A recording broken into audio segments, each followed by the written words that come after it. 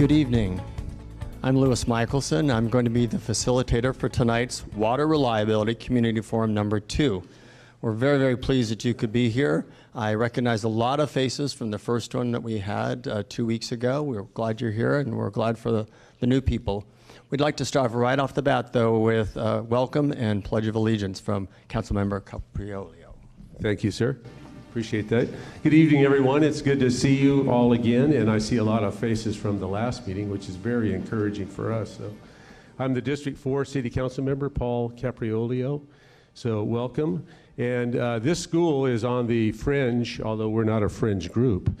It's on the fringe of my district. So, this is the eastern edge of District 4. We go all the way up to Fresno and Bullard. So, it's rather large, 71,000 people. So, welcome. And as last meeting and this meeting, I'm trying to encourage more and more people to come to District 4. We have great values. We have great schools. This is one of our newer schools, wonderful. And it's a good bargain to be there. And I think they have great leadership. I really do. I think District 4. Thank you. Anyway, if you'd all join me, we'll stand and we'll face the flag, and I'll lead you in Pledge of Allegiance. Are we ready? Salute. I pledge allegiance to the flag of the United States of America and to the republic for which it stands, one nation, under God, indivisible, with liberty and justice for all. Thank you all. Thank you, sir. Thank you very much for getting us off. Actually, I am kind of curious. Can I see the hands of those of you who were at the first forum 2 weeks ago? Okay, and those of you, this is your first one. Probably about a 50-50 mix, so good. A couple of things before we get started. Hopefully you had a chance to take advantage of the poster stations around. We had a number of people representing the city and the work that's been done to date. They could answer questions for you, so hopefully you had any questions about those things. This is a series of forums, and they are not repeating. Each one builds upon the last one, okay? The first one focused on, so what is the problem that's being addressed? What are the challenges? And the presentation you're going to hear very shortly is going to look at a quick overview of what the problems were, maybe kind of like what the findings or highlights of that were, before it quickly gets into, so what are the options for addressing those challenges? But before we do that, I'm supposed to point at you and say hit play and to watch a quick video.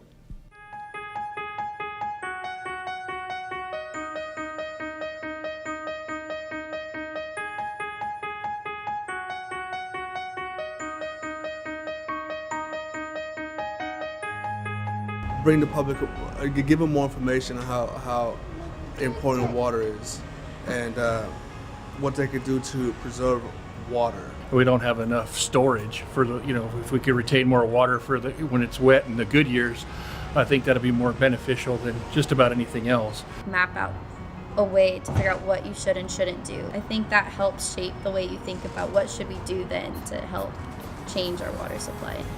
Need to build better reservoirs. And you need to make sure you have enough water for farmers, because that's farmers are growing crops and they're getting their water cut, and you're going to see higher food prices, and there's a massive unemployment on the west side due to water shortage. There's environmental concerns, and then there's long-term environmental concerns. And long-term, we need a stable water source. So we need to desalinate the water that we have available to us, and then that frees up the mountain water for areas like Fresno. By releasing the water that we have and it's running out to the ocean, we're seeing a smaller pie, and all we're doing is arguing over who gets the biggest piece. What we need is a larger pie, meaning a larger reservoir of water. The state hasn't built reservoirs for 30 years or so, yet our population has increased, production of our farmland has increased, all putting greater demands on the smaller amount of water that we have. Things that I've thought of are all the these automatic flushing toilets that they have, because they sometimes flush 3 times before you actually stand up, so that wastes a lot of water in and of itself. Definitely have to conserve, if they want to try to do something about this drought, about the coming years. We don't know what's in the future, so it may be tough as it goes. You should really invest in groundwater recharge for the ponding basins. It's a little bit expensive up front, but putting water back into the system on the wet years is really important.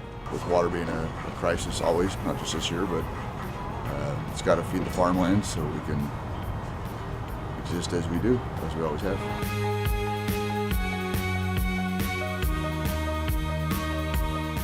Oh man. I don't know, just I don't know. Honestly, I'm sorry. Have to think about it.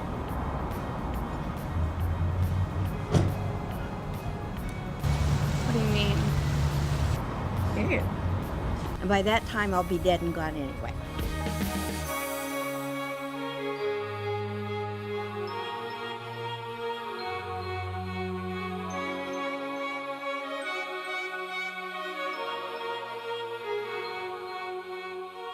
Thanks very much. As you can see, you go a man on the street and talk to the average Fresno, and they probably got something to think about or say about it, and I'm sure many of you do here tonight.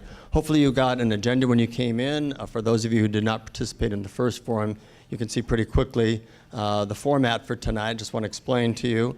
We're going to have a very short presentation to kind of prime the pump, no pun intended, to get the discussion going.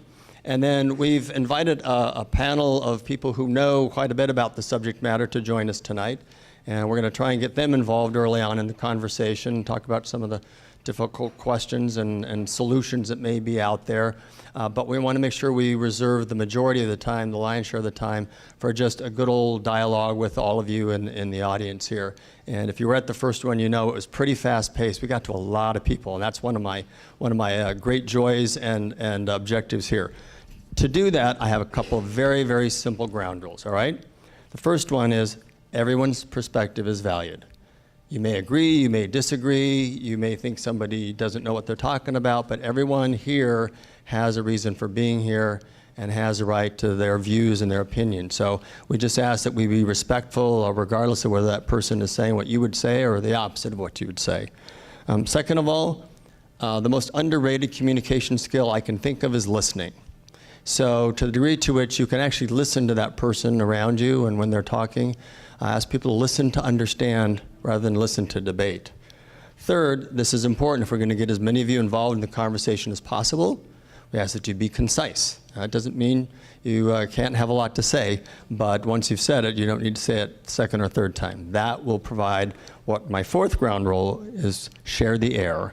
And what that means is I'm going to try and get to as many people as I can and give everyone a first chance or first helping, so to speak, to be involved in the conversation before I go back and do second and third helpings with individuals who have more. So I just want to make sure you knew that was one of my ground rules and one of my objectives, is to get as many of you involved as possible. With that, I'm going to actually have the panel kind of introduce themselves after the presentation, if that's okay, because then people actually remember who you were. All right? Tommy, are you ready to open us up here? Thank you. Great, thank you. My name is Tommy Escueda, and I am the Director of Public Utilities for the City of Fresno. And I can't thank you all enough for coming out, competing with Tony Bennett at the fair and the 49ers and Rams on TV. So this is a great crowd. Thank you all very much for coming out. And so I'm going to take you through, in terms of trying to prompt a discussion, I really want to take you through some of the ideas that have been prompted through with city staff over a number of years and kind of what one set of solutions might look like to address the water issues we got. But to help those folks who weren't able to attend the last meeting, I'll start with just kind of looking at some of the community challenges that we're facing. And these are the three big hitters that we're looking at: declining groundwater levels, pending groundwater quality standards. We've had this issue in the past. There's an alphabet soup of pollutants that we've worried about in the city. The current one we're worried about is one called TCP, and we have somebody from the state here who can talk to us about what that might mean to our groundwater supply. And the third one out there is called the Sustainable Groundwater Management Act, passed in September. And I want to just give you a couple of quick things on that. One of the items related to that is that it defines in that act what sustainable groundwater management is. And it really talks in terms of thou shalt not withdraw more water than is allowable without creating some undesirable result. And then the act talks about undesirable results. And two of the things that are undesirable results are declining groundwater levels, can't do that no more, and degrading water quality, doing something with the groundwater that degrades the water quality. So those are two things in the Sustainable Groundwater Management Act. That's out there. It's something we have to deal with, and there's a plan in place that we think we can have to address that. So this was from the last meeting. The USGS gentleman was here, Jonathan Traum, and he talked about we're in the Tulare groundwater basin, and we currently lose about groundwater at the rate of 1.5 times Pine Flat Reservoir. So think of that reservoir when it's full, and every year we lose about 1.5 times that much water. We are the largest city in that area, in that basin, and we've estimated that we're currently, and when I say we, it's a collective we, because we're all kind of connected to the system. We, when we take the shower, run the dishwasher, we are overdrafting at about 40 to 50,000 acre feet a year right now as we currently do the things that we do in our community. And so here's what we're looking at, the community water supply challenges. This is kind of the model, this is kind of the do nothing alternative. This is kind of what we've been doing the last 120 years or so here in the valley. The top line is a demand forecast that we've developed based on the growth management plan. I know there's a lot of discussion about out in the community about we're building this plant, and we put this plan together to address growth. That growth is what we're looking at. That line, that growth projection, is forecasted about 1.9%. And when you look at the natural rate of growth for this county over time, it's about 2.2%. And when I say natural rate of growth, that's people who were born here minus the people who die here. That's about 2.2%. So we're actually forecasting that not everybody who's born here living right now is going to stay here. They're going to go somewhere else, but we still have people who live in this community, were born in this community, are going to want to live in this community and not leave. And that's about 1.9% is what we're forecasting. So the discussion that we have all these people coming and we're going to need to provide them water. Well, there's already people here. They're going to have kids. They're going to get jobs, and they're going to stay here. And that's what we're really kind of planning for on that. And you can see how the groundwater continues to decline. And that bottom curve is really how big the hole is beneath us right now. We estimate the hole beneath the city of Fresno is about 600,000 acre feet. So that's more water than in Millerton right now. If Millerton was full, we have a hole beneath the city that's bigger than the water in Lake Millerton. And so the do nothing alternative just continues to make that hole bigger and bigger and bigger. And the Sustainable Groundwater Management Act just isn't going to allow us to do that. So we're going to have to do something. And so as we look at how do we want to put a plan together, this is just classic things we want to deal with and respond to in trying to put a plan together. So it's the first thing and foremost, if you're in the water utility business anywhere in the country, safe and reliable.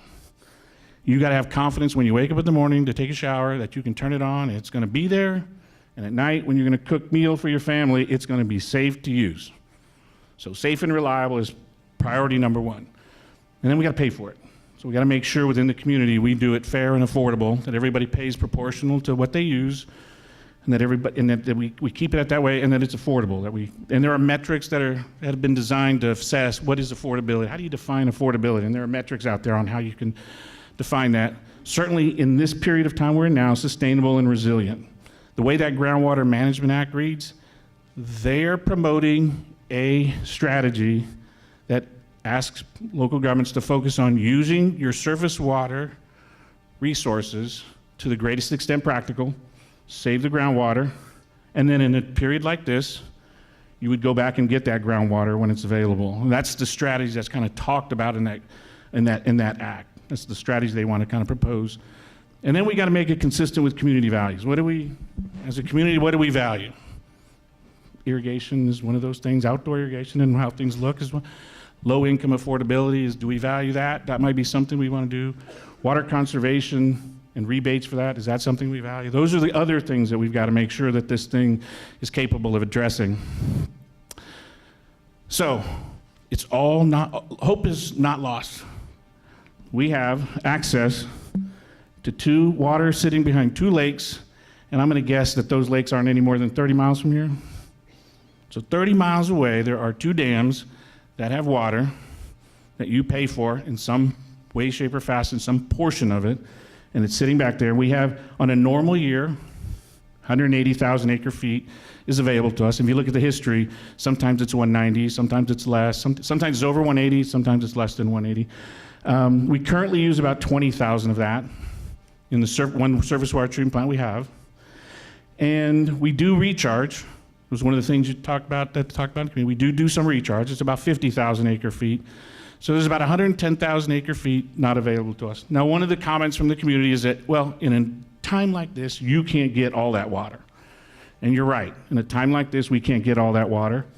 But this year, which people would consider a drought of record, wow, this is a really, really bad drought, we still could have got about 65,000 acre feet, which is more than half the water we as a community are going to use this year. So even in this bad, worst drought that's ever been out there, some people will say 76, 77 is worse, and that might be.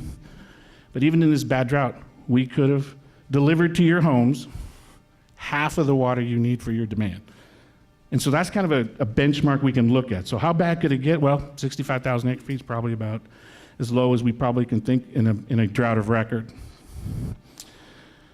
So the strategy that we're going to propose to you tonight, and this is really what we want. This is the community value portion. We really want a reaction from the community on what do you think about this approach, is we want to continue to emphasize water conservation. We got to be more efficient with the water. And to your credit, you've been amazing.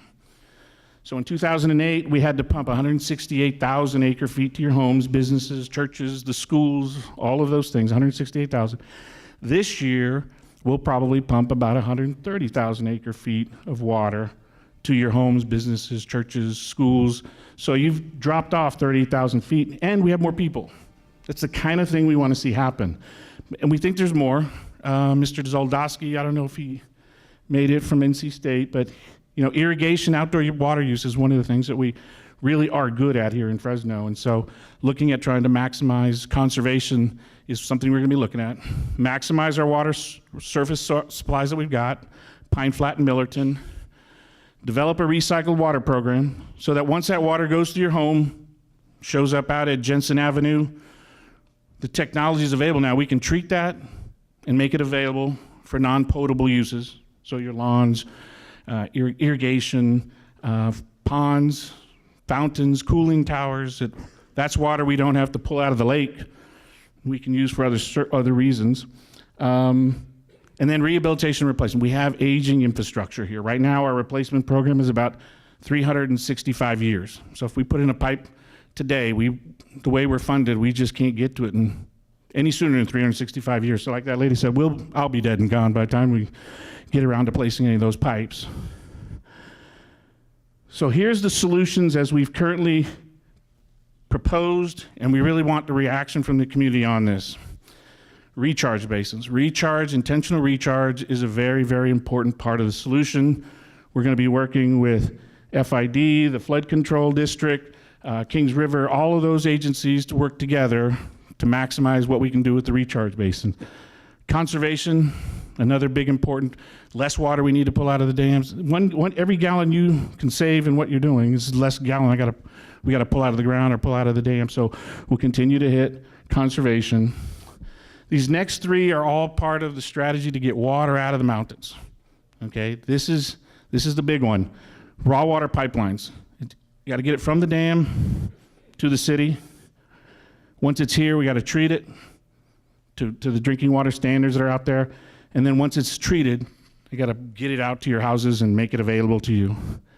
The other thing is, again, this is the well and pipeline repairs and replacements. We have to do that. Again, that's that aging infrastructure piece. It just gets old. No matter how good a roof you put on your house or an air conditioner you put in, it needs to be replaced. Same thing with our pipelines. We need to get after those. And then we'll have the treated water storage tanks. So that's once we get the water out of the plant, put it in your neighborhoods. It's there, available for you and ready to go. So this is a difficult one to see, but there's been a discussion that this plant will just be available to serve kind of people in this area. The infrastructure that's planned is to get the water from Kings River, bring it to the treatment plant, and then from there, get it all across the city. Because we really, to recover this hole that sits under the entire city, I need all of you to get onto surface water the greatest I can, so we can start turning off wells and saving that water. So all of you who use water all across the city, we've got to get this water from this plant throughout the entire city so that we can do that. So here's what the curve looks like if we do this surface water treatment facility. You saw the original curve, it just continues to fall off. If we do this Southeast Surface Water Treatment Plant, bringing this water out of the mountains, you can see that we stop the decline, but we don't completely recover. And again, it's one of those community value things. Do you want to recover more than we took out, or do you want to just recover enough? The way that curve is sitting, I think we could argue to the state that we have met their objective, which is don't pump water out more than you can without drawing it down or creating water quality damage. And that's what that curve kind of does. So, you know, another strategy would have been to just build a water plant that takes all of our surface water, but that wasn't the plan. Again, it's that affordable, fair part. We just want to get it enough so that we can just stop, fill the hole, and then just kind of hold it at that level and not let the hole get any bigger. And so with that, hopefully that prompts some discussion. You have some questions, and I'll turn it back to Louis. Thank you very much. Can we do a quick introduction of our panel members? Good evening. I'm David Orth, the General Manager of the Kings River Conservation District. And I'm Ron Jacobs, my General Manager for Friant Water Authority. I'm Gary Serrato, General Manager of the Fresno Irrigation District. Laura Whitehouse, private citizen and the chair of the Fresno's Utility Advisory Committee. Martin McIntyre, General Manager, San Luis Water District. Ernie Taylor, Department of Water Resources. Cassie Chahan, State Water Resources Control Board. I'm Alan Hoffman, and I am the General Manager of the Fresno Metropolitan Flood Control District. Wayne Fox, I work for the Fresno County Department of the Public Health. Brock Buki, Chief Engineer with the Water Division. So that gives you an idea of some of the people here you might want to either address comments to or ask questions of. I do want to remind people there's 2 more forums coming. The 3rd forum, the one 2 weeks from now, is the one that's going to focus on, assuming we know what we want to buy, how do we pay for it, and who pays for it, and how much do they pay for it. So tonight, we did not bring experts to talk about that. We got still talking about what does it make sense to do.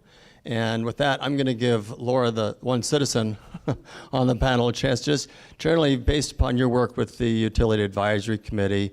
I mean, did they come to some conclusions about strategies that made sense? Thank you. Yes, we did. So I don't know. I see some of you from last time. I have this huge book underneath my chair there, which I'll hold up in a minute, and that's 2 years worth of work. So for 2 years, we met, and Lauren was there a lot with us, and we met for 3 or 4 hours at a time, sometimes twice a week, most of the time once a week, and we really worked hard to look at everything that was going on with all of the utilities, but we spent a lot of time on water. So 3 years ago, we came up with this report that we presented to the city council. See, it's kind of cool looking. And there's 2 parts to this report. One part is kind of a 5-year study on what we should do with our utilities. And so the other part of this is a PowerPoint, and Councilmember Capriolio, he was there when we made our presentation. I don't know where he went. He was just here a minute ago. But anyway, he was there when we made the presentation. So 3 years ago, the only difference between what was happening then and what's happening now is now we've been in a drought for 3 years. So now it's real interesting to kind of look back and see what we presented to the city council as far as our recommendations. They're real succinct, so we're talking about solutions tonight, so I'm not going to talk about rates. That's the next time. So I just wanted to read to you just the 8 points that we came up with.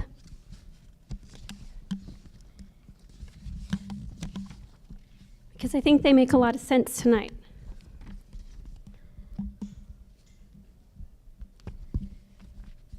So this was specifically with water. need for a southeast water treatment plant. We need to mitigate the threat of loss of groundwater production in southeast Fresno, expansion of the northeast water treatment plant, replacement of aging pipes, some of which are 80 years old, reduce the continued negative impact on the groundwater table, provide incentive for conservation through cultural landscaping and irrigation technology improvements, which basically means cultural landscaping means we all grew up thinking that we needed to have a green front yard and a green backyard and it's all covered with grass. So there's a new kind of thinking about that. Reduce power and energy costs for the pumping of groundwater, and move DPU towards the qualification for more favorable interest rates and government grant programs. We presented this to the City Council 3 years ago.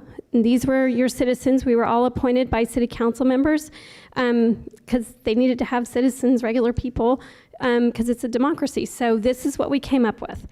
And these are the solutions that we came up with that we were recommending to the City Council. One little note that I want to make real quick, Louis, is we became really excited. In fact, one of my buddies from the City of Fresno is back there. Hello. We became really excited about cultural landscaping and trying to figure out what does it mean not to have a front yard that's green and a backyard that's green. And I've always grown up with a front yard that's green and a backyard that's green. So I took out my entire backyard and replaced it with drought-tolerant plants and drip irrigation, and it was really cool. And I'd never tried such a thing. And so if you go back in the Fresno Bee, you can actually see the articles they did on it. But it's a whole different way of thinking, because at the end of the day, we live in California, not Seattle, and we don't get as much rain. And sometimes you have to just start thinking a little differently. So front yard's still green, but it was just something to give it a shot. So I just wanted to present those solutions that we worked on. Thank you. All right. I want to give anyone else on the panel real quick a chance. Based upon the information that Mr. Esqueda presented, what has changed in the last 3 years? Is there anything about those recommendations that you've had to do some additional thinking about, or you think there are other solutions that haven't even been brought up yet that the City of Fresno needs to be considering? Anybody have something new they want to put in the hopper? Well, that was easy. I have 10 questions here for the panel and 9 panelists, so I thought I might have to ask 90 times. All right. So I also asked him another question, just generally speaking, before we started. If you only had 30 seconds and you could only say one thing to the group here that you think would be most helpful for them to know, what would it be? So let me try that question generally. Anyone come up with something they wanted to share? Good evening. I'll give that a shot, but I need 60 seconds, I think. I want to underscore a couple things. First, most of the so-called experts here are also citizens of the City of Fresno, care very much about the community. Tommy said that we're losing a lot of groundwater, and that water is immediately beneath us. I'll just submit to you that if we could see, like you can look into a lake, if we could actually see what's happening to our water table, we would have solved this problem a long time ago. Number two, the universe of water supply in the state is changing dramatically, very dramatically. More and more water is being dedicated to environmental purposes. It's increasingly difficult to secure an adequate supply of water. Up and down the valley today, there are communities that are flat out of water supply. Competition, cost, is going to become increasingly difficult to deal with. And lastly, the good news is Fresno has an adequate supply of water. Very fortunate, unique position among most of our cohort cities. We don't have to worry about where our water is coming from for now. What we lack is the infrastructure to make use of it. I saw a flyer going around where someone was suggesting, well, we need to get up there and work on the bond and get more water supply, fresh water supply. Not true. We just need to make use of what we have, and we'll have a sound economic framework for the community and its citizens to live in. That was 90 seconds. I didn't have my watch. Okay, if indeed it were that obvious, and it was obvious to some citizens 3 years ago, and it's, like you said, so obvious if you could just see it, why hasn't it happened so far? I mean, what are there challenges to being able to do it? Are there reasons why you've waited this long if it's there? You want to tackle that one? If not, I'm ready to go out to the public. No? No takers? Well, no. All right. Okay. I promise not. I promise not to do this anymore. I'm going to stay nailed to my seat. That really, in a word, it's political will that's been lacking. These problems were known, identified, and submitted for resolution way back in 1992. It's been a lack of political will. The community, for instance, had a lack of political will to implement metering, which is largely attributable to the decline in per capita water consumption. There were forces in the community that tried to prohibit the installation of meters, now mandated statewide. So essentially, political will has been the lacking component. David's going to take a little crack at this. Well, I want to say that we actually have been doing something. For the last 10 years, we've been working regionally with a bunch of water agencies in the cities through an integrated planning process to identify these overdraft issues and then develop strategies through water conservation, water use efficiency, groundwater recharge facilities, and actually have implemented parts of the vision that you saw on the presentation tonight. We've, I think, added about 20,000 acre-feet of recharge capacity in the basin. Now we need another 180,000 of recharge capacity to find balance, but we are doing things. They cost money. They do take political commitments, but we are working in that direction because we recognize how important it is. One last chance for, okay. Hi, the one thing I was just going to add is that the regulation of groundwater has changed drastically over the last several years as well. And you asked specifically what's changed in the last 3 years.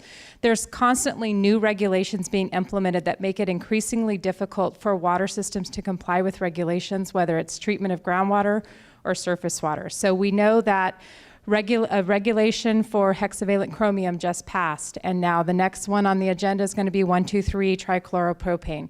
So we know that there are going to be increased regulations of groundwater, and we have to take that into account when we're considering the city's overall groundwater supply. That was helpful. Anything else that's changing on the landscape? Yeah, Alan. I'm with the Flood Control District, and because of technology, it was wonderful to have the opportunity to watch the first presentation. There was a lot of questions that came up about our district, and I apologize for not being here to answer those. But I think, really, we have been in partnership with the city trying to put their water in the ground in a flood control system that there's always a balance between having enough storage and availability when it starts raining. We know it'll start raining again. Having that versus putting the water in the basins for groundwater recharge. So there's a big balance. I think we work very well with the irrigation district in making sure that we maximize the amount of water we're putting in the ground for you. But we've been doing it for a lot of years in a good partnership with the city. It's part of that intentional groundwater that we're using, and I think it's been effective. We just need a lot more of it. Anybody else? All right, are my roving mics ready to go? Okay. So, what's on your mind, Presidents? Okay? Yes, can we come right over here? Okay.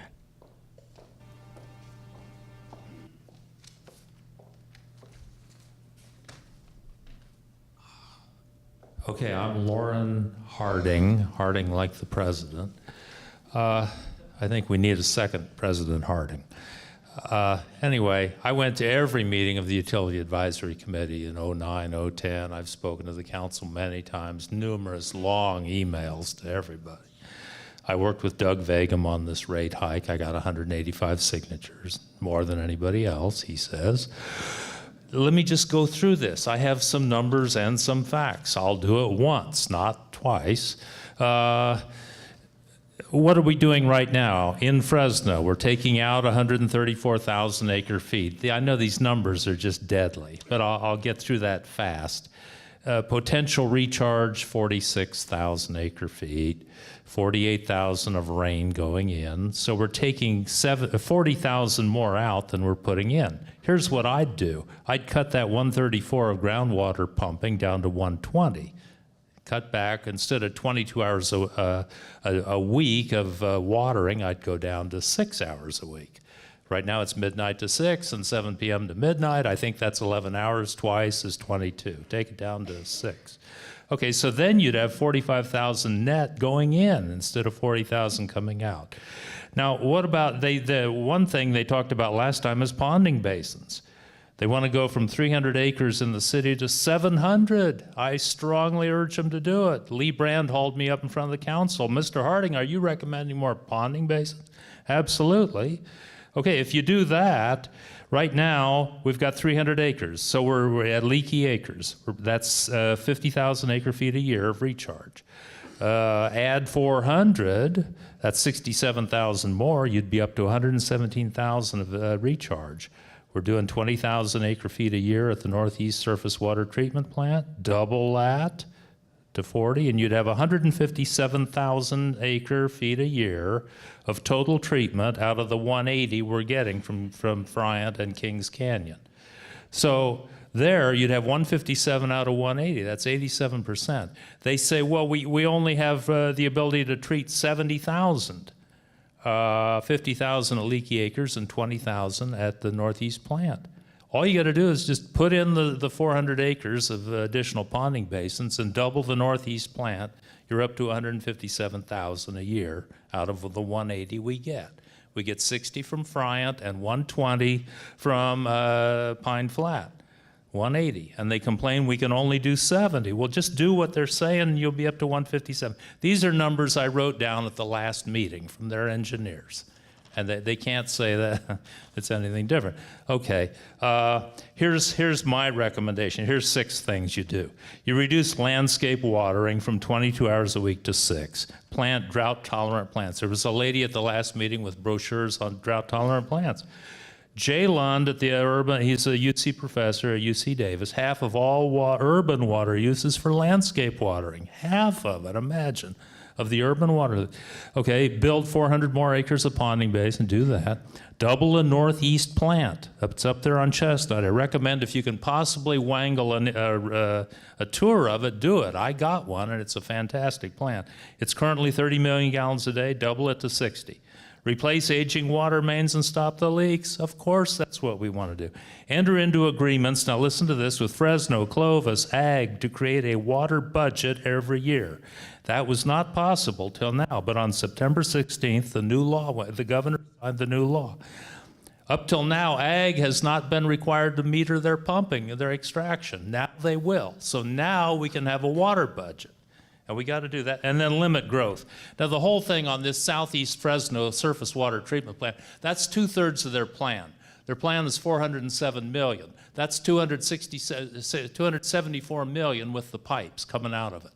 And $133 is to replace aging water mains. We don't need that plant. The purpose of the plant is to raise the population by 300,000 or 400,000 people here to enrich some developers. That's the only reason for that plant, and we don't need it. So that's what they ought to do. The purple pipe scheme. Tell me where we're putting effluent from the wastewater treatment plant into a river going to the ocean. I'd love to drive there and see that. We're not. We clean it up, we put it in the ground, we pump it out, we put it in canals going on to non-edited crops not eaten by humans. So I don't know why we would do that. They have a state law, 20% by 2020 on recycling. We ought to say, listen, we're recycling all of ours now. The city says the water table's home to 30 to 130 feet. The sky is falling. In some places in this valley, they go down 1,500 feet. Ag does 80% of the extraction of water from the aquifers in California.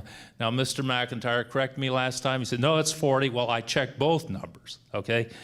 JLON says 80% of the total groundwater extracted by humans in California is for ag. The 40% number, total of all the water used in California, 40% is for ag. That's the two numbers. Are we getting close to We're finishing? very close. All right. Head of Kings Canyon Conservation, I believe that's you. You were on the radio with Michelle Sneed on Maddie Report or In Depth, right? Okay. And you said we have 90 million acre feet of fresh water in our aquifer. We're on an ocean of fresh water. You used the 90 million acre feet. There it is, folks. We have huge amounts of fresh water under here. We're not running out of water.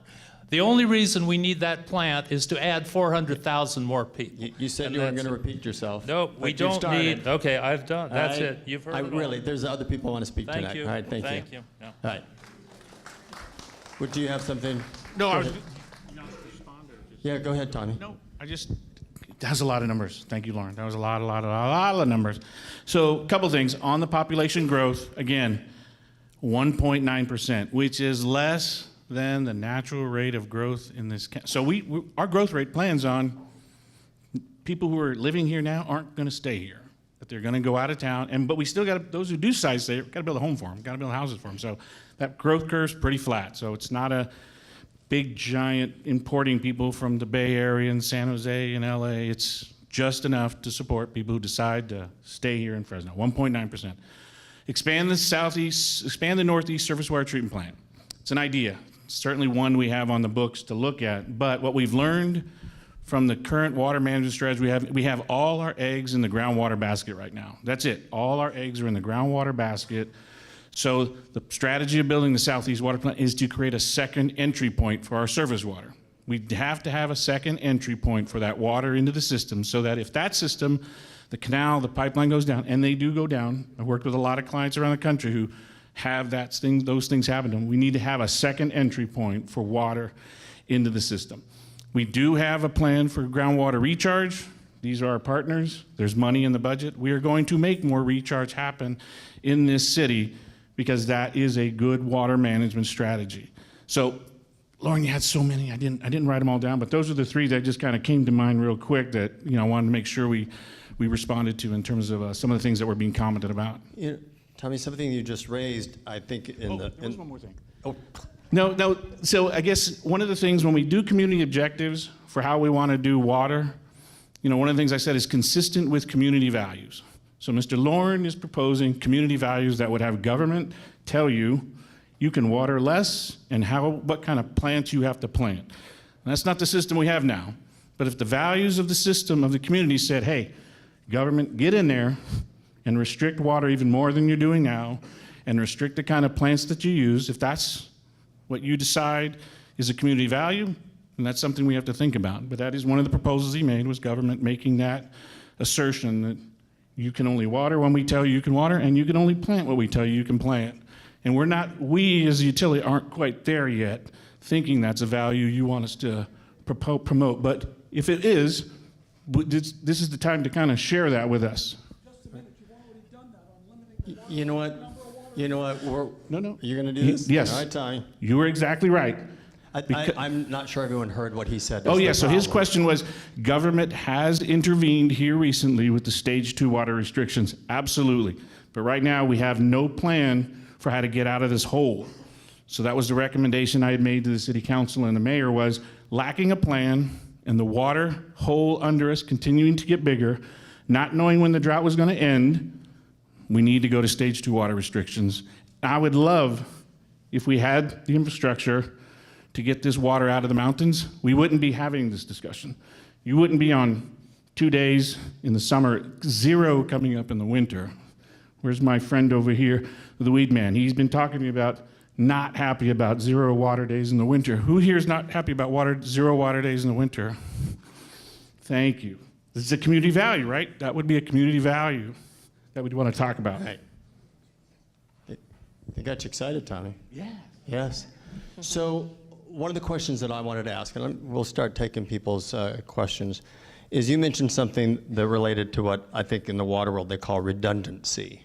I didn't see that up amongst the objectives in the presentation. You meant the notion that maybe you need something even though you may not need it all the time, but you might need it if something breaks. And so I'm just curious if anybody has anything to say about that as a reason to do something or not do something. But I want to go to I saw your hand first. Can we go over to this gentleman here? Hi, my name's Andy Imperon. I'm a 6th-generation Californiano, native Fresnan, 5th-generation agriculturalist. What I'm noticing, and I've noticed since the last meeting, is we're talking about a general plan to take care of the problem now. We're not looking to the future to take care of the plan when it gets worse. I mentioned desalinization the last time at the last meeting and said I'd talk about it more. For example, do you guys know that in Santa Barbara, when they started testing a desalinization plant, they were able to produce 150 million gallons of water in one day? They have 7 of these plants over in Florida. So they're buildable, they're usable. A lot of it comes down to what can we afford. They're expensive to run. But with the way we're going to have to do this to either a bond or a proposal, it'll give us time to figure out what we need to do. So besides doing a short-term plan, we need to be looking at long-term plans. Because the thing is, Fresno's only going to get bigger. In 1962, when I was born, there was only 34,000 people here. How many people are there now? So to sit there and say 1.9 is the growth rate, to me, the city has gotten gigantic. It hasn't gotten smaller. It's, I mean, I remember when there was a canal bank running down Shaw. How many of you officials remember any of that? So the thing is, what we need to do is, besides using this venture as to seeing what problems we have, we should also be taking on bigger issues as what can we do 20, 30 years down the road as government officials to stop this problem completely. Do you mind if I ask you a follow-up? Because you did mention this at the first forum, and I didn't get a chance to. When you see desalination for Fresno, the source would be the ocean? The source would be the ocean. Okay, I just want to be... And being that our governor invited the President of the United States, it opened up the door to the federal government, federal aid, state aid, county aid, city aid. I think we should get all our communities together and start working on desalinization. I don't know if you guys know it, there are 11 plants being built along the Central Coast at this time. All right, thanks, appreciate it. And that's what we need to work on. Yep, I saw hers next, thanks. Hi, I'm Marina Magdaleno, and I represent the blue-collar unit of the city of Fresno. And for that part, thank you. I have a loud voice. Not that far away. Anyway, I think that what the gentleman was trying to say, not Tommy, I'm going to defend his comment, is not that, you know, if we have such a tragedy of a water shortage, what he was trying, I'm assuming, I'm going to speak for him, was then why do we have to have, you know, the 20-some hours of watering? If it's that severe, then we should be at 6. He's not by any means saying that the government should impose that. I didn't take his comment that way. But I want to address something that was talked about at the last meeting, and there was a comment, or the response was not a true comment by the representative of the city of Fresno, and that is that about 4 or 5 years ago, the city built a secondary treatment plant in the tune of about $30-some million that has been sitting idle over on Armstrong and Dakota. And I would like to know how that is going to be, you know, brought forth, and how that will help us with our process, because that plant has been sitting there idle. There are, you know, rats infestation, and now they're having to spend some money on that to bring it, you know, up. And I'm assuming that we're going to open it up pretty soon.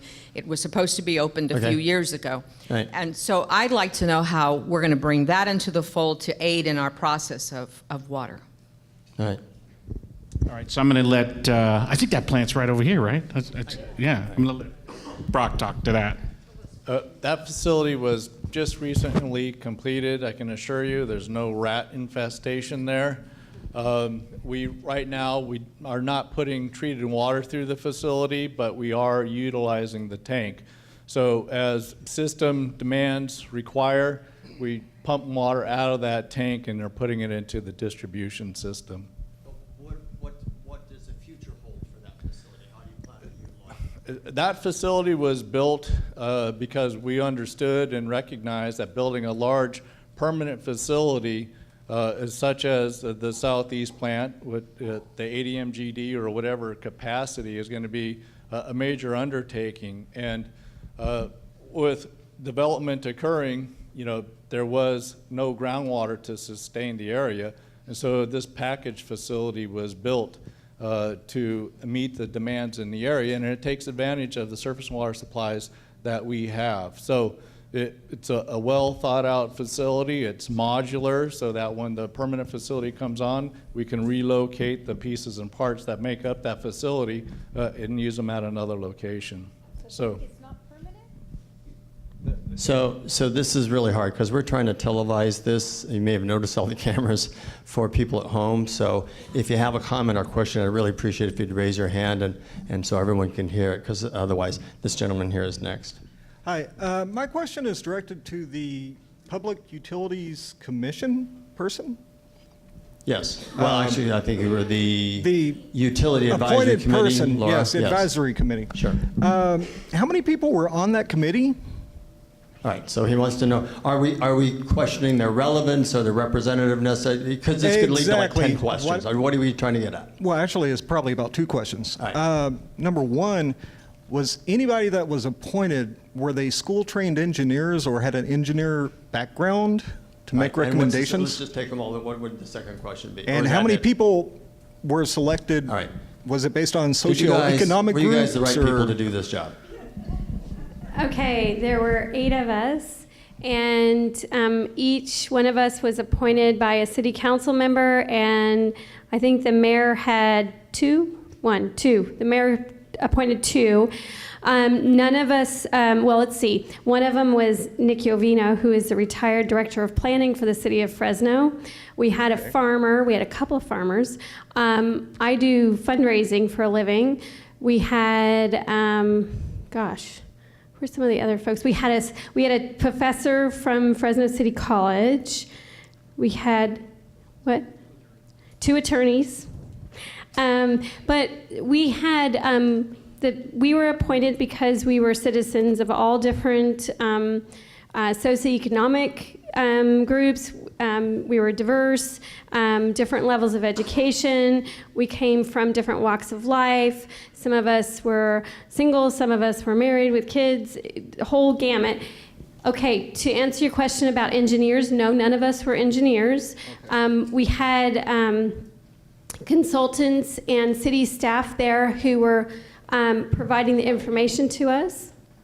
Were they guiding you through information processes and engineering processes? I hate to say this, but I think we're kind of getting off track. All right. Tonight's forum is supposed to be about what do you guys do going forward? What are the solutions to the problems of not having enough water or overdrafting, whatever? You may agree or disagree with the problem, but questioning who sat on the it's not. I don't think it's getting us somewhere. Can we focus on? Do you think these are the right ideas? Does President Harding have the right idea? Okay, is it? I like that, by the way. Can you conserve your way and double the plant and do more recharge? We're good to go. Tommy's saying we need redundancy. We need to have more than one way to get at the water. We got all these numbers thrown around. So let's kind of get to the heart of this. What should Fresnans do to assure their water future? Can we go to this gentleman right here, and then we'll go to you? But I wanted to get more information of what was going on with the advisory board. Okay. And I'd like to ask either the FID guy or the San Luis, would you explain kind of contextually how ag uses recycled water, or if they do, and what the opportunities there are?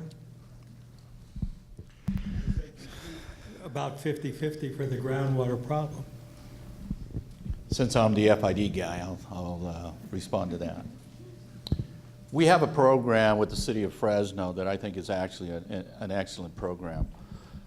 Over at the Regional Wastewater Treatment Plant, you have essentially the city pumping from the city, and they're exporting everything out to that regional plant, which is on Jensen and Cornelia Avenue, I believe. What's creating here is you're actually moving water that way, and we need to find a way to get water back over here. So secondary water that's being treated over there actually gets recharged back into the underground, gets pumped back out, And then what we do is that we take that water and we deliver that to our farmers. Now, by exchange, there's an agreement that allows us, for every 2 acre-feet that gets delivered out there, we supply an acre-foot of water, of Kings River water, to the city. So by exchange, we're keeping water up there, providing it to the city to deliver it to the east side, and we're utilizing that wastewater treatment, or the wastewater out there, by it being secondary treated water. The regional board has approved this. This has been a program that's been going for, God, I want to say since the 70s. So I think it's a good program. It's something we probably should expand on as well, too. Would you wait for me, please? It was much simpler. Can you just take the water direct from the plant and use it on crops, or are there state restrictions on that? How does ag use recycled and sewage water? Wait. Well, and that's what it is. It's secondary treated right now, okay? And it's taken out into those ponding basins. It's recharged into those ponding basins. Just the natural soil itself has a filtering system in itself. It's built in naturally. Then they pump water from levels of about 200 feet. They put it back into our canal. Regional board recognizes that. For it to go directly into our canal, the regional board would have its posts in trouble. We'd be in their office right away. So. Do you want to add to that? Yeah, I'll just add that what you can do with the recycled water is really dictated by how much you treat it before you propose to recycle it. So depending on the level of treatment, you can do different things. So what the city is proposing, the agreement that city has with FID now is they have to put the water into the ground and they pump it out and put it in the canals. If they enhance their treatment process at the wastewater plant, they would have more options in terms of what they could do with the recycled water. Thank you for that. This woman is, yeah. If you don't mind, I'd like to go back to the plant down here on Armstrong. Sure. Because I have a few more questions and maybe I wasn't paying attention. I want to know what that plant is actually going to do. Is it the same plant that would be like the Chestnut plant and the plant designed for the southeast area? When did they start building that plant? When did they finish it? When do they plan to start using it? Yeah. Can you go back just slightly more broad and say, why did you build it? I mean, what was the thinking behind it? There were a number of things. Development was occurring at a very rapid rate. And, as I was explaining to a gentleman earlier, we went out, and typically a development, when it's built, is conditioned with providing a source of water. And usually that can be satisfied with providing a well. And usually it's going to be about 1,500 gallons a minute as far as the production capability. As we were looking out in this area right here, it became apparent that we just cannot drill a well. Typically you're looking for sands and gravels and that kind of formation that'll yield water, and out here we were just dealing with 800 feet of clay. Recognize the situation we were in, we started looking at alternatives. One of them was to build a facility here that was slated originally to be a storage facility for water to meet peak demands. We enhanced the capability of that facility to take water from FID so we could run it through these package units and get water into the distribution system. Another component of that plan is also to construct a pipeline tying the city of Fresno to the city of Clovis to take advantage of water coming from their plant when it's available. So there was a number of things that we were looking at doing so that we could assure there was a reliable supply in this region. And it was just finished being built. Whatever other questions. Yeah, it was just finished being built. I think it was November of last year. So it's ready to go. This was a short delivery season for water, so we didn't quite get everything in place to get that going. And we're bringing on staff, and the expectation is, we'll be running that facility full bore next season. I think that completed the answer. Yes? When did you start building it, Brock?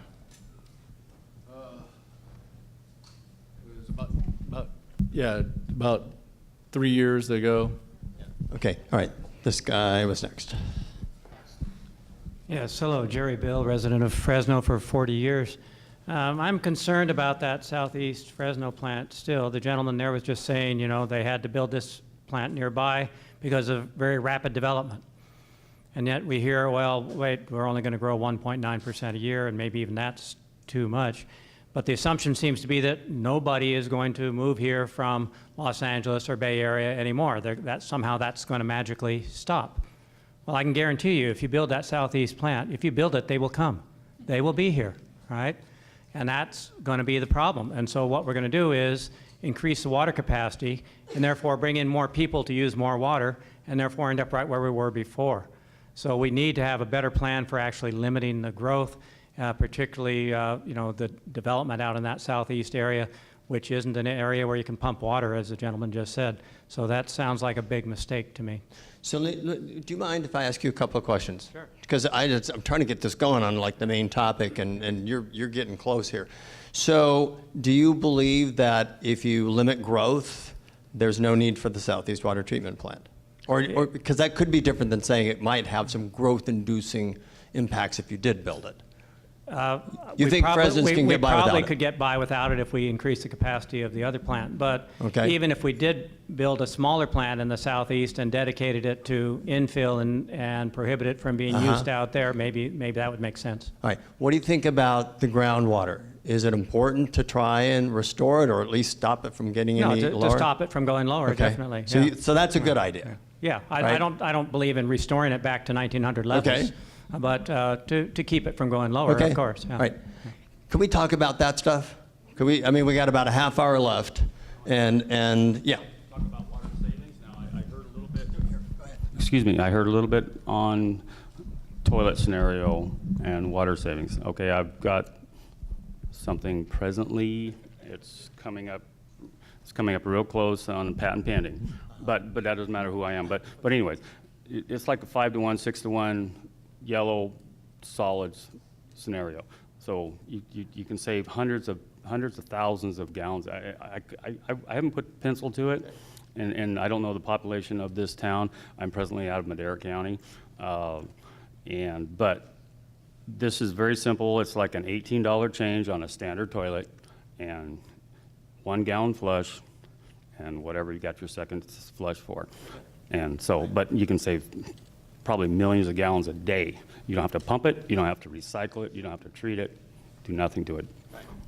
So conjunctive use is a word, I think I heard you throw it out, I'm not sure, is the notion that in years of plenty, you take advantage of surface water and you use it to recharge groundwater, and in years of lack of plenty or drought, you bring it back out. Can you kind of avoid that or do without that if you conserve more? I mean, there's been a lot of discussion about conservation as, I don't want to call it a silver bullet, but it's something that would make a huge impact on this. I want to ask my panel, what do you guys think about that? You know, what he was saying, there's actually something to that. Every toilet that I saw when I was in New Zealand, in Australia, had the 2 options. And in places that are really having struggle with water, have the 2 options. This area, any public place that doesn't have any options. So I know, I'm just saying that's a solution too, rather than just the landscaping. Anybody else? I haven't heard from some of you guys, haven't had a chance to say one word yet tonight. All right, so, nope, you guys are, I can tell Ron's got something on his mind. Well, I'll just speak to conjunctive use generally in the valley. Friant Water Authority, we represent 1.2 million acres of farmland. We have 30 districts, 31 districts that take water in Friant.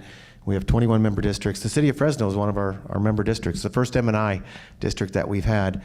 But to share on I'm sorry, urban populations, municipal and industrial, sorry about that. One of the things that we found, though, is we've employed a lot of water conservation techniques in agriculture, and it makes you a lot more efficient. It saves on your energy costs, and a lot of times gets water to the plant when it's needed, all those type of things. But it doesn't enhance our overall water equilibrium in agriculture, because what we're finding is that we actually miss flood irrigation when times are wet because we want to get that water in the ground. And now we don't have a means of doing it. We have to actually take land out of production to try and get it in the ground when we can. And because we have limited surface storage, particularly on the upper San Joaquin River, all of our canals are full. We can't get it into the ground. It's one of the reasons Temperance Flat is still being explored, because you have to have time to make all these projects work.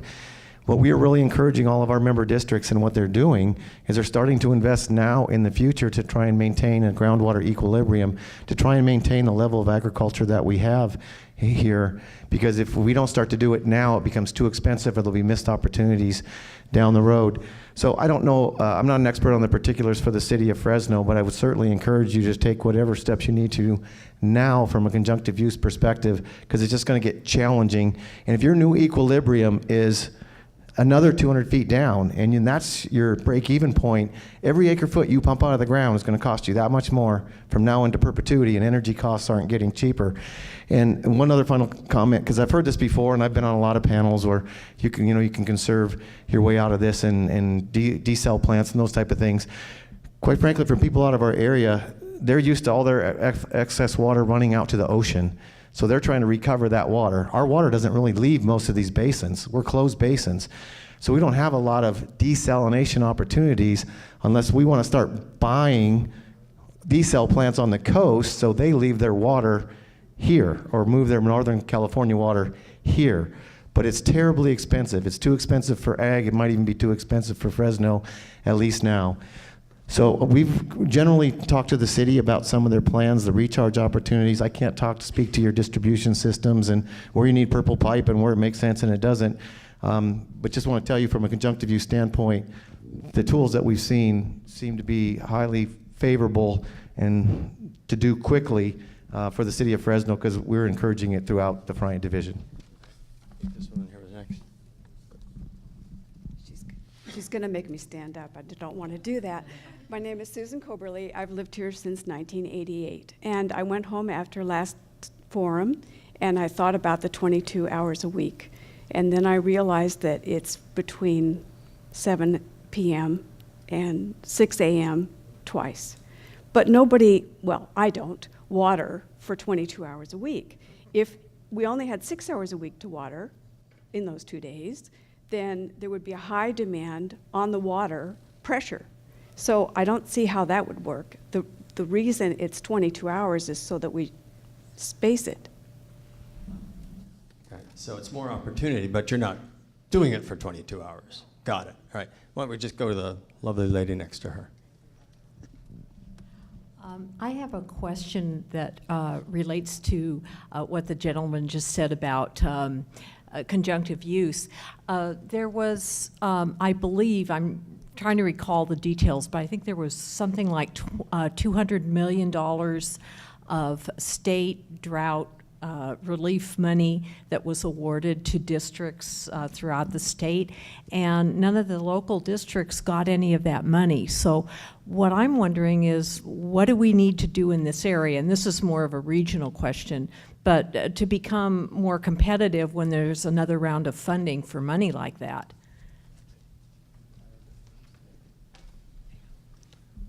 Actually, we've been very successful locally with channeling state funds into the region to invest in regional infrastructure. We didn't successfully receive an award of the drought funds. It was the first time we failed since 1990-something.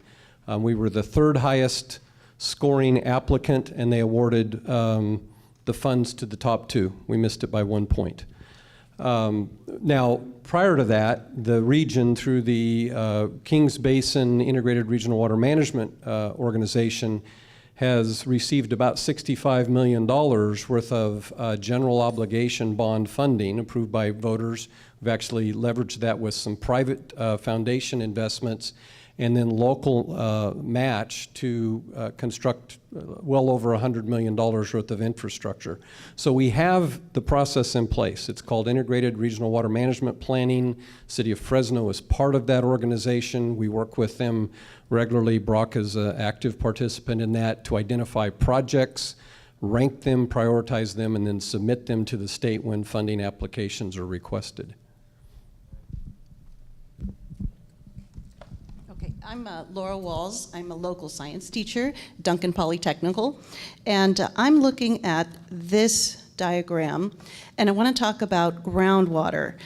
What I know about groundwater is that when you pull a lot of groundwater out, the land where the water has been taken out then has airspace in between the soil, and so it starts to subside. The land subsides. It can drop down meters, many meters. And so that's a concern as it affects the canal and other infrastructure in the area if we're pulling a lot of water out. This graph shows that we've been pulling a lot of water out since the 30s, since the Depression. Our water table's been dropping, dropping, dropping. So this diagram shows something saying that groundwater is either we're going to use more groundwater in the future 30 years from now, or we're going to be adding water, recharging the groundwater. But it's unclear what this is showing, because I think it takes a long time to add groundwater back down to the water table. I think it takes hundreds of years. So help me understand how that process is going to work and how we're going to get it up to this level by 2030, or if this is, I'm interpreting the graph wrong. Everybody's kicking me or hitting in the back, so I guess that means I got to get up and explain that. We are a conjunctive use area, okay? That means that we capture as much of that water as we can when it's available through us through flood releases to be able to put it back into the underground and build it back up. Let me give you an example. We have recharge basins out that the irrigation district has gone out and constructed, some with some of the money that Dave talked about, and then local partners that we have as well too. The last time that we had a flood release year, we put so much water in that thing, that water table actually came up within 15 feet of top of ground, okay? You talked about something that's very critical, and that's subsidence. The good thing is, because of our soil type underneath the city of Fresno in our particular location, we're not losing, we're not seeing subsidence here. It's when you punch through the Corcoran layer, which is kind of a clay layer, that actually begins to happen. And so, but if you go out to the Las Banas, Dos Palos, you go out to Madera County, there is subsidence that's occurring out there. So that was a very good catch. But the whole idea here is that we do have the permeable soils to be able to get that. When we capture that water, we're able to put it back into the underground, and that does the reversing. Surface water treatment plants does the same thing as well. Because if you can take surface water to a plant, then there's pumps that are going off. And when those pumps go off, then your groundwater table begins to actually come back up as well. Can you address one other part? Because the other part of her question had to do with hundreds of years. So aquifers have always mystified me, but generally speaking, but the water that falls in the mountains can take a very long time to reach the valley, correct? Or has anyone done any studies to understand versus it coming straight above down? That you've done rather quickly by exchange. You're right, and the missing component there is that we have a conveyance system that's been constructed to bring the water here, okay? If you're relying for that water to go from the underground to come out, our groundwater goes from the northeast to the southwest, okay? That's the way our groundwater travels. But because of the conveyance system that FID has, it's canals that it has in the system, we're able to bring that water as soon as we can capture it, recharge it into flood control basins so that the city can take advantage of it, recharge it in Leaky Acres, that 220-acre site. So there is a way to bring it here, and we get it here faster because of the conveyance system. So you're able to expedite Mother Nature's process. That's correct. Okay, all right. So, okay, go ahead. I want to clarify this graph. The top graph is showing the groundwater level decline over time. The one underneath that is talking about our water supply portfolio. So it starts here at 2000, and it shows that we're meeting, the top part of this is our demands and projected demands, and this graph is identifying how we're going to meet those demands. So over here on the left, we're showing we're using all groundwater, and then the green is the surface water that we are bringing into our portfolio. So what that represents is the Northeast plant, some improvements there to enhance production, And then the big jumps are when we're bringing on the larger surface water treatment facilities. So what you see is the groundwater is, used heavily in the beginning, and we're transitioning into the use of both surface water, groundwater, and then in the out years, the recycled water, which will be put on large turf areas so that we bring a balance to all of our water supplies. So that was a strategy that had been proposed. I'm going to go to her and then come back to you, okay? In front of me, I don't want to turn my head. Okay, Nancy Waitlow, I've been here since 1960, and most of that time have lived in the city part of Old Fig Garden. And when I think about this problem, it's kind of from a personal point of view. I have the big deodar cedars. I don't think, okay, but getting back to our community values, I don't think anybody wants those trees to die. I don't think you want the big camellias to die either. 3 out of 5 of mine already have, because I'm trying to conserve water and follow the rules. Anyway, I know you people that were here last time heard me say this before, but the conservation factor that doesn't seem to be being looked at is the use of gray water. When I take a shower or a bath or wash my clothes, all that water could be put right on to watering the trees, and I have fruit trees too and a vegetable garden. I don't want to give up those values. So I think gray water should be facilitated by the city, just put right into the plan and made part of it for people that need it. Okay, that's one.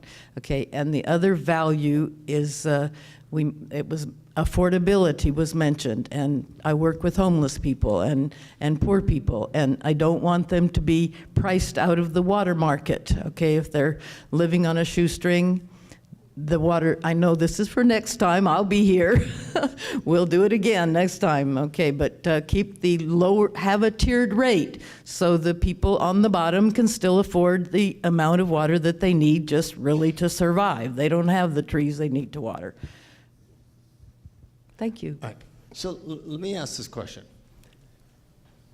Do you generally agree that it makes sense to look at the options, look at what the cost is, to make it affordable, choose probably the least costly way of getting there, as long as it meets the needs of the community, and it makes sense to look at them kind of agnostically and objectively and figure out which ones get you there.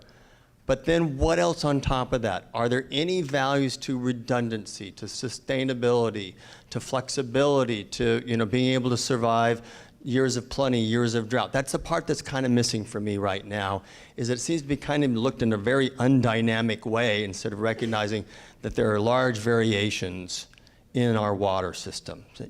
So I don't know whether you were probably ready to answer that question, but anyway, it just feels like this is more complicated than we made it out to be yet.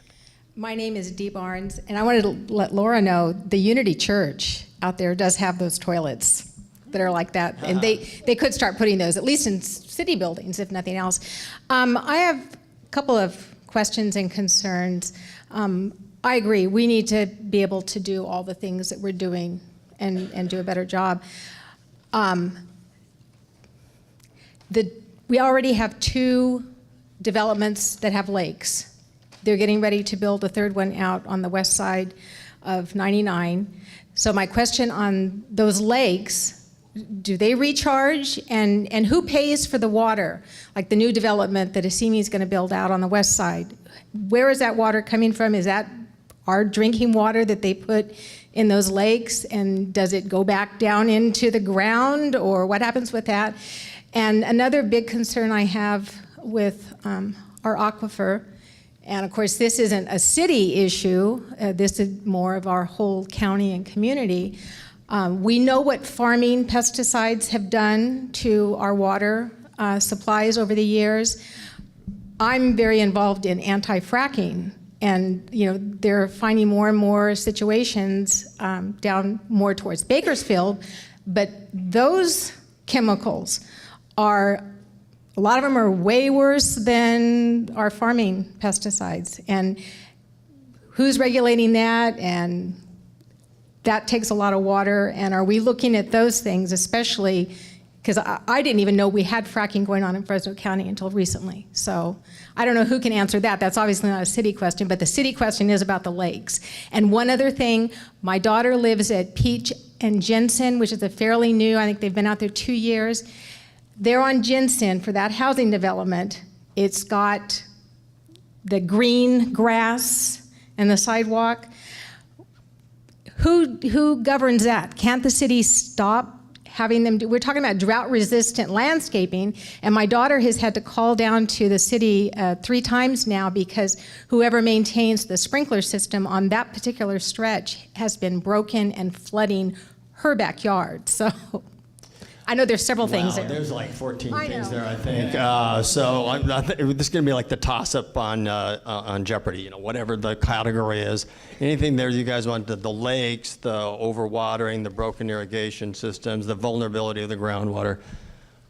Well, on the lakes, that's something that we've been dealing with the city for, you know, since probably the early 90s. It's a great amenity for a facility, but it's not the greatest use of a resource. And some things are out of our control. The developer comes in, he has to purchase that in water. There's typically no recharge associated to those things.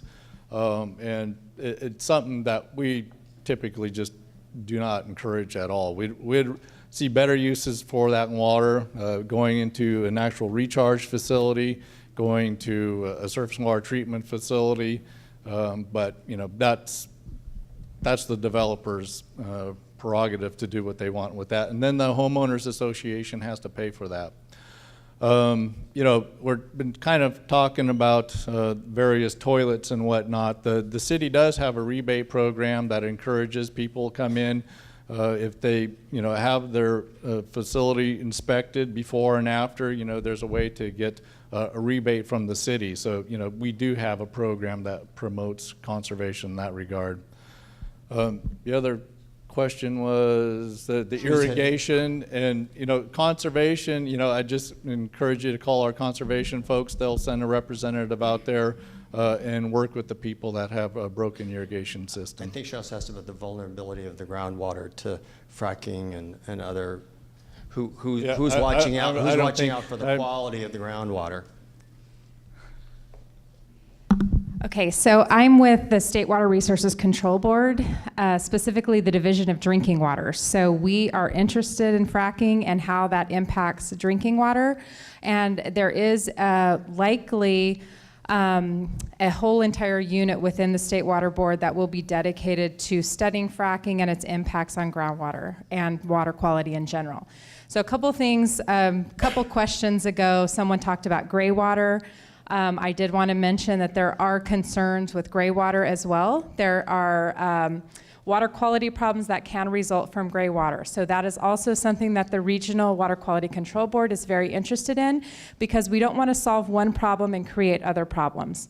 So I just want everyone to understand that. The other point I wanted to make is that regardless of what the use is for the water that comes out of the ground, if it is being delivered by the City of Fresno's water system, it has to meet every single Title 22 drinking water standard. So that, regardless of how much you're pulling out, it all has to meet those standards. And those standards are becoming more and more difficult to comply with in terms of the number of regulated contaminants. So I know that's a few questions that I was trying to chime in on. Did that answer your question on fracking? It is something that the State Board is very interested in and will be following and trying to minimize the impacts. Yes, Right. definitely. We've got time for a couple more questions. I want to ask the panel here real quickly. Are we missing the heart of the question here? Is there anything that really it seems like we haven't really gotten to, or are we talking about exactly what we should be talking about here? Oh, you want to go again? Okay, one other thing I wanted to say, I forgot.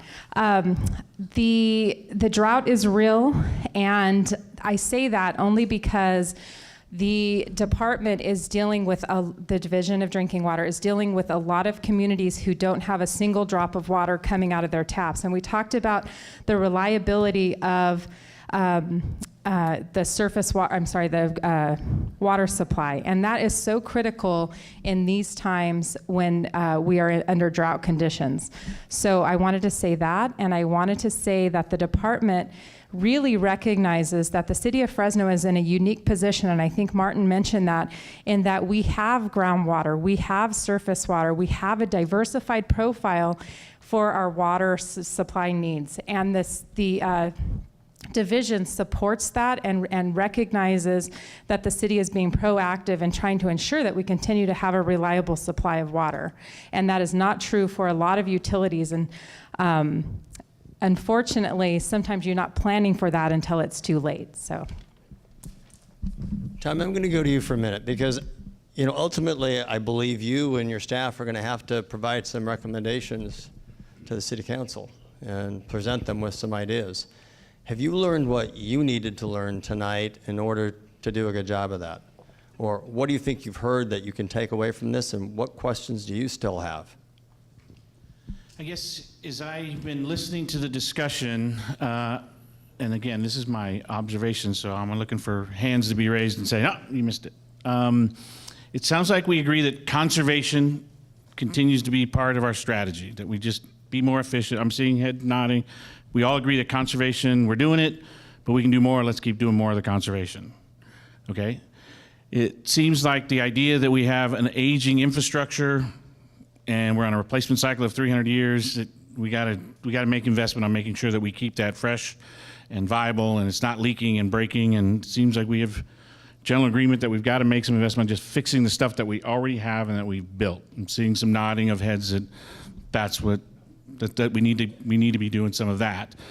The idea of recharge, that we're currently doing recharge, and I'm glad Gary brought what he said, that we are in a unique situation because subsidence isn't an issue, and we have a very responsive aquifer under us that if we put water on it, it goes down there and it stays down there and we can go get it. So that recharge continues to be part of their portfolio, that we want to keep doing that, and that we got to stay partnership with our partners on getting more access to that and doing so. Recharge is something we need to do. Where then it seems to be where we still have some challenges is, should we or should we not make the investment to bring that water out of the mountains into the city and deliver it to your homes? That seems to be where, and I'm not sure if that's the question or concern, or it's how big and how fast. So I'd be curious to see if we've got any reaction to just the idea of building a surface water treatment plant to bring that water out of the mountains and do with it what we're currently doing with, or we're abusing on the surface water. So, as you've probably figured out by now, I am not a TV personality, all right? But I'm being asked to do a TV job tonight, which is bring us to a useful close before 8:30, so that the people who are making a video out of this, so that they can get out of there. So we're gonna extend this beyond the 8:30, but I just want to thank everyone for coming here, our panel of experts or citizens of Fresno, whichever, or maybe both, for being here tonight. I really want to thank all of you for taking your time out to be here tonight, and hopefully come to all the future ones. Remember, the next one, 2 weeks from now, is going to be talking about what can we afford or not afford, and who pays for it. That's all I know is going to be a very hot topic for everyone. With that, we're going to close this out for a moment, and thank you for coming. Thank you.